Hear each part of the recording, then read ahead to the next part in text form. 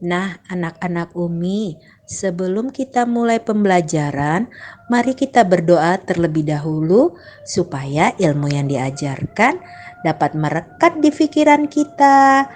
Berdoa dimulai.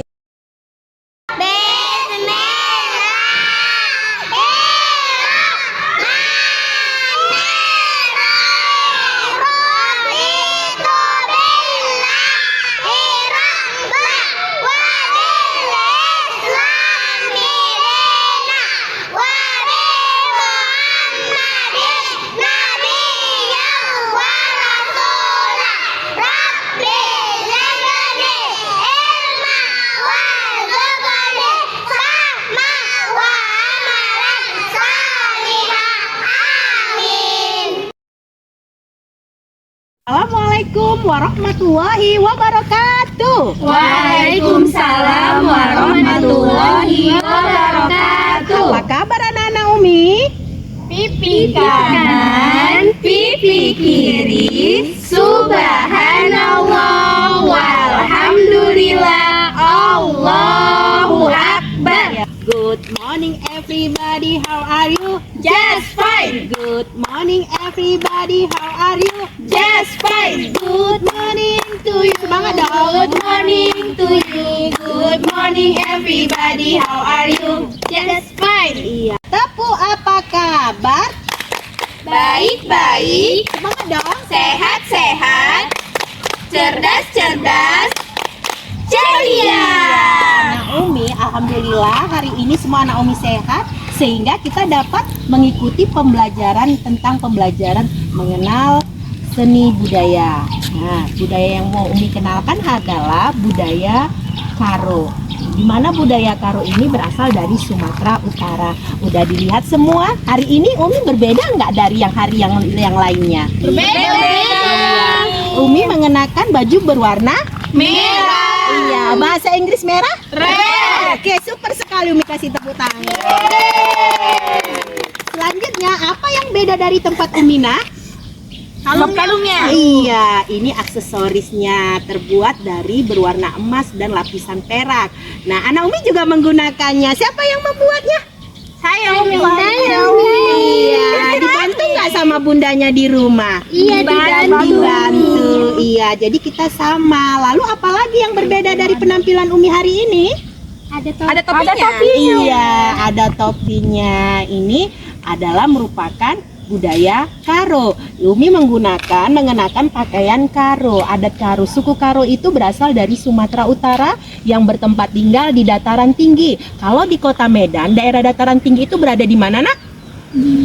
Brastagi. Iya, Brastagi atau dikenal dengan Tanah Karo. Di sana bagaimana cuacanya, Dani?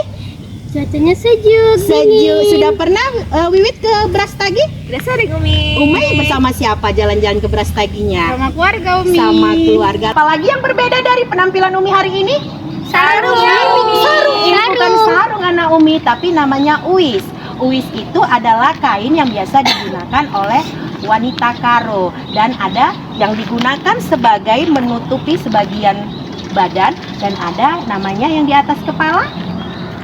Topi. Bukan topi anak Umi, tetapi uis junjung-junjungan. Nah, ini terbuat dari ada perhiasan-perhiasannya. Begitu juga dari anyaman kapas. Kapas dan dianyam menjadi benang. Nah, udah paham anak Umi mengenai pakaian adat Karo? Paham Umi. Iya. Sekarang Umi mau ngajak anak Umi jalan-jalan untuk mengamati rumah adat Karo. Yuk, kita semangat dong. Kita berjalan pakai apa? Kaki. Kita memegang pakai apa? Tangan. Kaki dan tangan ada di mana? Kaki dan tangan ada di badan. Hari ini anak-anak Umi kita akan mengamati rumah adat Karo. Sudah dapat dilihat secara jelas? Nah, rumah adat Karo ini biasa disebut dengan Siwalu Jabu. Kenapa disebut Siwalu Jabu? Siwalu itu artinya 8, Walu itu 8, sedangkan Jabu adalah rumah. Jadi ini merupakan warisan budaya yang sangat berusia hampir lebih dari ratusan tahun. Nah, kalau anak-anak Umi amati terdiri dari apa saja? Kalau anak-anak Umi lihat, ayo. Boleh lebih maju ke depan lagi anak Umi supaya lebih jelas. Ini seperti ini ornamen. Ornamen ini seperti gambar hewan apa anak Umi? Cicak. Iya, hewan cicak. Nah, hewan cicak berkepala 2. Ada berapa kepalanya? Coba diamati dong. 1, 2. Nah, ornamen ini merupakan dipercaya bagi masyarakat Karo sebagai tolak bala. Artinya setiap kejahatan akan tidak sampai ke rumah si Walu Jabu ini. Lalu kalau dilihat sisi tembok dari bagian rumah ini berbentuk lurus atau miring? Miring. Nah, ini lebih kurang 120 derajat kemiringannya.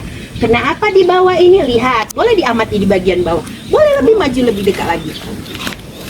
Nah, ini namanya berbentuk panggung. Pada masyarakat Karo pada zaman dahulu, biasanya di bagian kolong-kolong ini untuk memelihara hewan ternak. Seperti apa contoh hewan ternak? Ayam, bebek, kambing. Nah, di tahun zaman sekarang karena alasan kesehatan, maka di bagian kolong-kolong ini sudah tidak lagi untuk memelihara hewan ternak, tetapi hewan ternak dibuat terpisah. Kalau kita lihat lagi, mengapa berbentuk panggung? Kita ketahui kalau masyarakat Karo itu berada di dataran tinggi. Nah, dataran tinggi itu cuacanya bagaimana? Dingin. Nah, cuaca ekstrim, gempa bumi dan gunung meletus pasti akan melanda dataran tinggi. Nah, masyarakat Karo pada umumnya membuat rumah dalam bentuk panggung untuk menghindarin atau mengikuti arusnya gempa. Artinya lempengan bumi yang bergerak tidak dapat membuat bangunan tersebut runtuh. Itu dia alasannya. Nah, perhatikan kembali anak-anak Umi.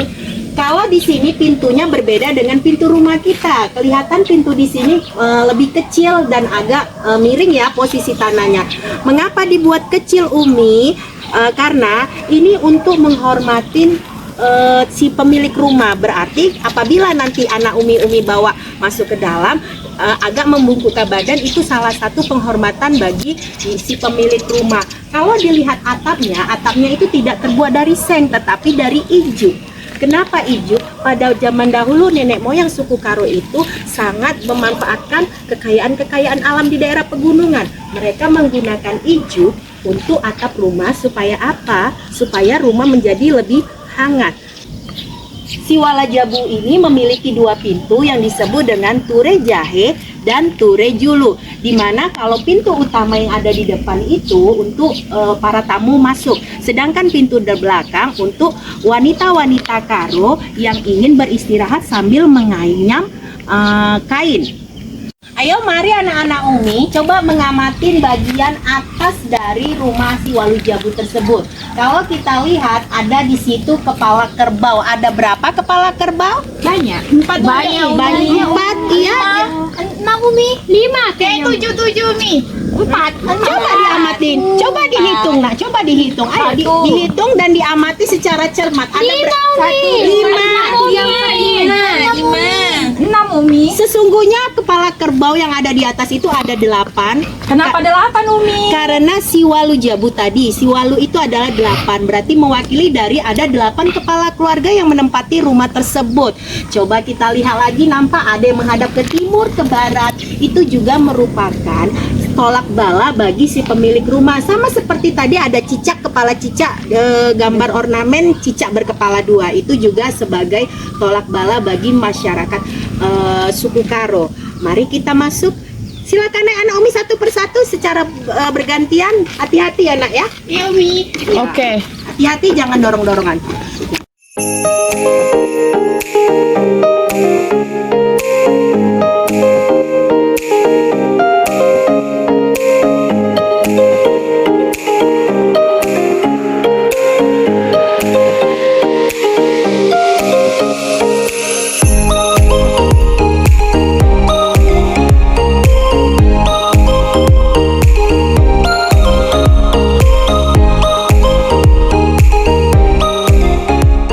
Baik anak-anak Umi, secara bergantian nanti anak Umi masuk ya nak.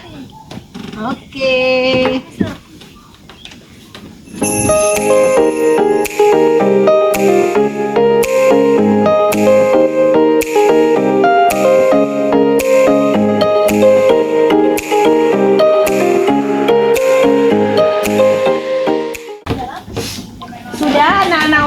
boleh mengamati di bagian dalam dari si walu jabu ini. Ya, sudah dilihat-lihat? Iya. Sudah? Nanti anak-anak Umi bisa menjelaskan kepada Umi apa saja yang sudah dilihat dari dalam si walu jabu ini. Sudah? Coba sekarang Rama Umairo, apa yang sudah kamu temukan dari bagian dalam si walu jabu ini? Ada lampu sentir, Umi. Iya, lampu ini merupakan lampu pada masyarakat zaman dahulu sebelum listrik masuk. Ini merupakan alat penerang yang menggunakan minyak tanah. Ada lagi? Coba Dani, apa yang kamu lihat dari dalam si walu jabu ini? Ini untuk apa, Umi? Pada masyarakat Karo, karena daerahnya di daerah pegunungan, mereka menggunakan kayu bakar. Nah, ini merupakan sebagai tempat penyimpanan kayu. Nah, mereka di sini membuat bara apinya untuk kegiatan memasak sehari-hari. Kalau kita lihat si walu itu adalah 8 keluarga, maka satu tungku dapur ini untuk 2 kepala keluarga. Ada lagi? Coba Wiwit, apa yang kamu temukan dari dalam si walu jabu ini? Umi, itu pintu apa tadi? Nah, ini pintu bagian belakang. Di sini biasanya wanita-wanita Karo beristirahat sambil menganyam menganyam kain yang Umi gunakan ini. Nah, ini merupakan alat pakaian tradisional dari masyarakat Karo. Siapa lagi yang menemukannya? Ayo sekarang Jura, apa yang kamu temukan? Umi tidak ada kamarnya ya, Umi. Nah, mereka hanya menyekat di bagian-bagiannya dengan menggunakan tirai kain. Jadi seperti itu pada masyarakat budaya Karo. Ada lagi yang ingin dipertanyakan dari dalam si walu jabu ini? Umi, ini untuk apa, Umi? Nah, ini untuk lintasan pejalan kakinya. Jadi pada masyarakat Karo, walaupun mereka terdiri dari 8 keluarga, tetapi keluarganya semua berdamai, tidak ada bertengkar-bertengkar, tidak ada berkelahi-kelahi. Nah, ini sebagai lintasan jalan anak-anak atau tamu-tamu yang akan hadir di si walu jabu ini. Sudah? Ada lagi yang mau dipertanyakan? Ada anak-anak Umi? Pernah melihat sesuatu yang kelihatan berbeda dari rumah-rumah kita? Ada, Umi. Jendelanya banyak, Umi. Iya, jendelanya ada banyak. Di bagian atas juga ada namanya ayo-ayo. Ayo-ayo itu bagian atas. Ayo-ayo itu biasanya untuk cerobong asap, di mana sirkulasi udara bisa masuk dari bagian atas. Jendelanya juga ada banyak. Jendelanya berbeda dengan rumah modern kan. Tetapi yang diadopsi oleh bangunan sekarang itu adalah banyak sekarang arsitek yang membuat rumah yang supaya tahan dari getaran gempa. Seperti tadi bentuknya panggung kan. Nah, itu dia. Ada lagi? Kalau tidak, kita bisa kembali ke tempat kita yang semula. Oke, Umi. Baik, Umi. Oke, kalau gitu sekarang anak Umi silakan turun satu persatu, jangan dorong-dorong. Anak-anak Umi, kita meninggalkan ruangan ini. Kita turun secara berlahan-lahan satu persatu, jangan dorong-dorongan ya, Nak. Oke, bergantian. Saling membantu temannya.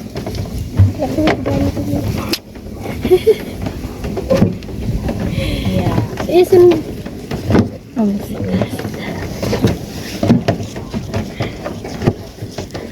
Hati, Umi. Mari anak-anak Umi ikut Umi untuk mengelilingi kawasan si walu jabu yang sudah kita kunjungi pada hari ini.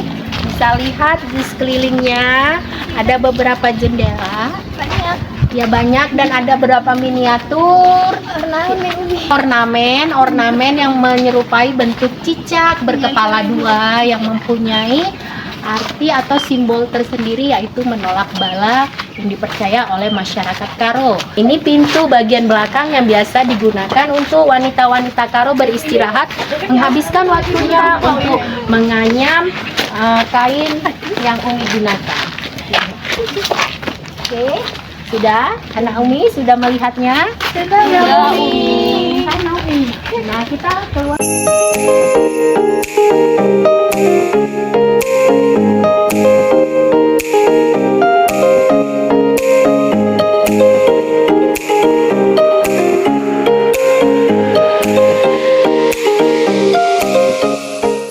Oke, kita kembali lagi ke depan.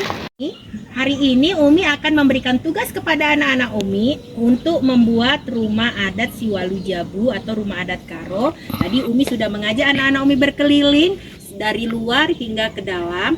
Jadi anak-anak Umi langsung nanti membuat bagaimana bentuk Siwalu Jabu dari peralatan yang sudah kamu bawa.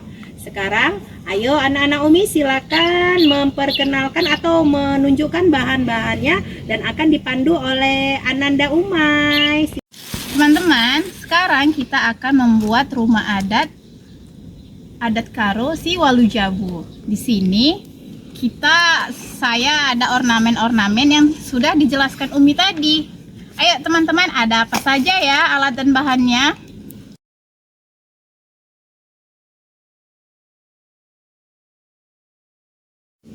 Ada triplek yang dipotong persegi dengan ukuran sesuai yang kami butuhkan.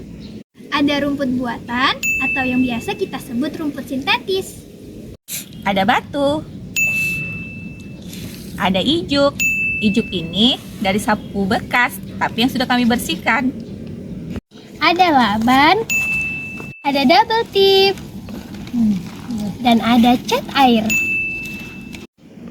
Di sini ada sumpit, ada origami, ada penggaris, ada lem bakar, dan di sini ada ornamen-ornamen rumah adat Karo.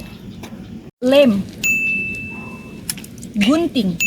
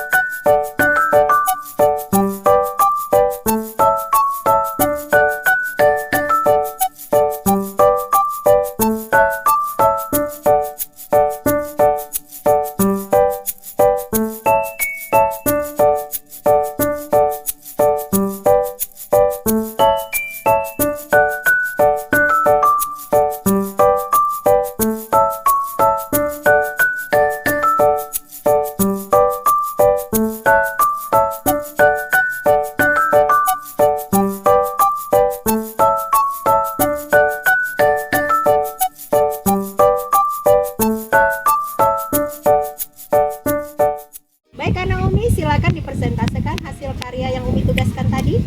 Baiklah, jadi ini adalah kami membuat miniatur rumah adat seperti yang di atas.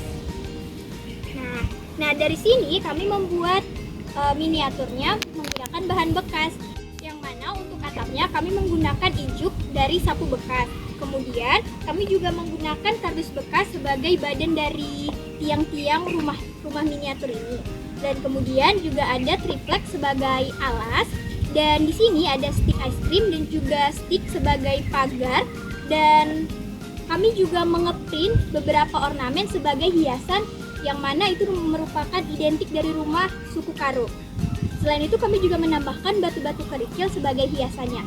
Dan juga sebagai halamannya kami menggunakan rumput sintetis. Anak-anak Umi, mari kita simpulkan dari pekerjaan kita hari ini bahwa kita harus menghargai nilai-nilai budaya yang merupakan warisan dari identik dengan daerah Sumatera Utara, yaitu suku Karo yang berada di daerah Brastagi. Tetapi sampai saat ini kita tidak perlu jauh-jauh untuk ke Brastagi karena ada di daerah terdekat di Kota Medan. Anak-anak Umi, kita seharusnya patutnya yang nilai budaya yang harus kita tanamkan pada kesempatan kali ini adalah kita memanfaatkan barang-barang bekas untuk membuat miniatur si Walujabu ini. Super sekali pekerjaan anak-anak Umi. Tepuk tangan dong. Kita beri aplaus untuk diri kita sendiri. Ayo, sampai ketemu di lain kesempatan.